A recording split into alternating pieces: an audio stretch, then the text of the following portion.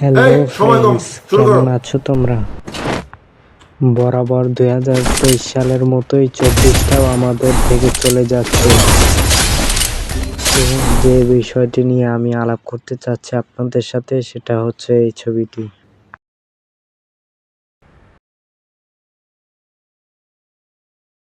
ये क्या तमाशा लगा रखा है तूने? ये तस्वीरें दिखाकर क्या साबित करना चाहता है तू?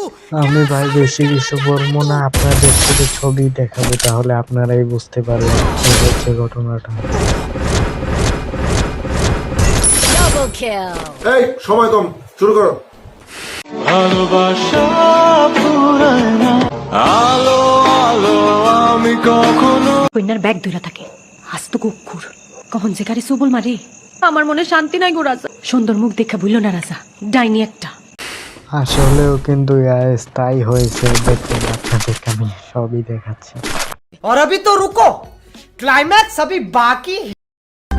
এমন করে রোজার বরিশালের ফাইজ বিলালের প্রেমের বিচ্ছেদের সারাংশ লিখছেন অনেকে আবার এই বিষয় নিয়ে সামাজিক যোগাযোগ মাধ্যমে পোস্ট করছেন নানাভাবে। আবার অভিনেতা তাওসানকে নিয়ে একের পর এক ধোঁয়াশা সৃষ্টি হতে শুরু করেছে সামাজিক যোগাযোগ মাধ্যমে। ইতিমধ্যে জানা যায় রোজার বাবা ছিলেন একজন শীর্ষ সন্ত্রাসী, যাকে র্যাব গুলি করে মেরে ফেলেছে। এখন সামাজিক যোগাযোগ মাধ্যমে গুঞ্জন উঠেছে রোজা তার প্রেমিক ফাইজকে ধোঁকা দিয়েছেন তাওসানকে বিয়ে করার জন্য। আমাকে তো ভাই 9 বছরের ছেঁকা দিয়ে চলে গেছে।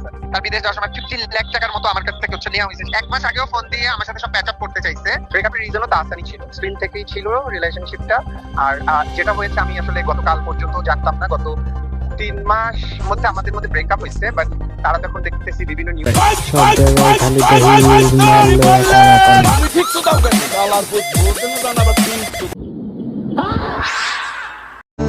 এদিকে হালার আমি একটাও পাই না, আরো ঠিকই নিম্নে তো 3-4টা ঘুরতে হবে।